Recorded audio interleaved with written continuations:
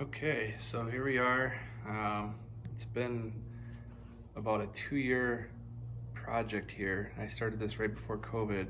Tore the 363 down in September of 19. Well, I didn't tear it down. I actually just kind of took it apart for some maintenance stuff and found that we had some rockers that were cracked, fulcrums were cracked on them, and wanted to make a little bit of a change, camshaft change and intake change, and that just kind of snowballed. Everything snowballed at that point. Didn't have a whole lot of room to change cam the way I wanted to. So anyway, I don't know if any of you follow some of my stuff. I have a little bit of a video up with regard to what was going on, but here we are, fast forward 2 years, June 1st, well, tomorrow's June 1st, 2022, and we've got her done, I think, close to it. It was a 363 and a trick flow heads twisted wedge. It had a Anderson hydraulic roller N113 high lift in it.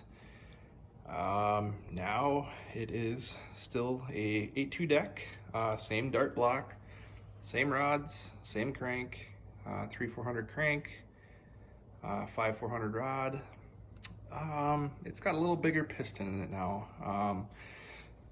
Still a gas ported diamond. This time it's a bigger bore, so cubic inches closer to like 374, which whatever. Everything else is pretty similar. Went to a carb style intake, as you can see, like a Super Vic. Trying an elbow, I don't know if it'll fit. We got to get it in here soon. I want to race like 4th of July weekend, so we got to get her up in there, which is no big deal. But the hood might not fit. We'll see. Kind of like the 363 I had. I mean, this is, you know, pretty straightforward stuff. It's a solid roller this time. Went to a FTI, like Flow Tech Induction. Ed Curtis ground me a cam.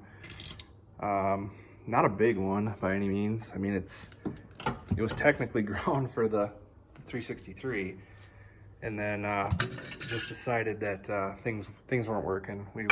Pistons, everything was hitting, nothing was fitting. So it was just determined that it was time to tear it down and start over. So we did. So port alignment, very good now. Like spot on, flawless.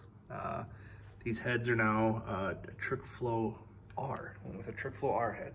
I know the Trick Flow twisted wedge, like the 11R, that's a very good head. That was something that I considered, but once we decided that we were going to rebuild, I just decided to do a different head altogether. So this is a Trick Flow R, 225cc from Total Engine Airflow. TEA did these. You're not gonna see much because I got the ports blocked off, but it's the R head. Got some Cooks custom headers that are gonna go on there. Hopefully they fit. If they don't, we'll figure something out. Valve train, T&D shafts, titanium retainers. We went with the bigger 3/8 push rod, put a big boy in there, just for a little more stability. So yeah, I don't know, we're getting pretty close to getting it in. Kind of wanted to engine dyno it, but that's just probably not going to happen because I'm getting anxious. We didn't engine dyno the 363 that I had for, well, 10.5 years in the car. And again, it's the same block, same everything up front.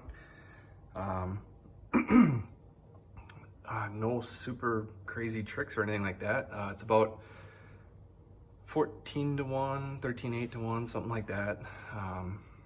It'll be run on Q16 again, like the old setup was. The old setup made 517 to the wheel behind a G-Force, which is sitting over there. We have a C4 in it now.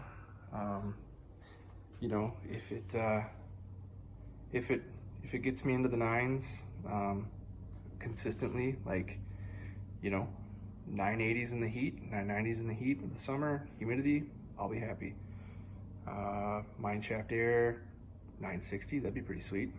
Car's about 2,940 pounds with me in it. It's dirty, it needs some love. But yeah, so that's what we got cooking. NA 374. Obviously it's got the, you know, the gas ported pistons in it, so low tension rings. Not 043s, we actually went even a little lower tension than that. So we'll see what happens. We had a vertical gas port in the old setup. This one now has a lateral gas port. Yeah, so, you know, if we can maybe tickle 650 horse with it, run some nines consistently, I'll be happy. But yeah, trying to get anything done with this COVID stuff and this manufacturer supply and demand, holy buckets. This has been a chore. Everything's taken way longer than I thought. I got lucky, I bought those heads from Total Engine Airflow literally like 2 weeks before COVID hit. And everything after that has been nothing but a wait. You know, these guys have been good. Everybody sent their stuff like they said they would, but you know, I'm talking like, I think it was 3.5 months for the shaft rockers. I think I waited 6 months for the pistons. Intake took another, you know, bunch of time. I mean, everything just took time, machine shop time. And here we are 2 years later. So anyway, hope y'all enjoy. I'll put up another video once we get her in and fired and whatnot. Like I said, those cooks, those are 1 7/8" by 3.5 inch collector. Might try some aluminum exhaust this time, lighten it up a little bit. And yeah, hope y'all enjoy.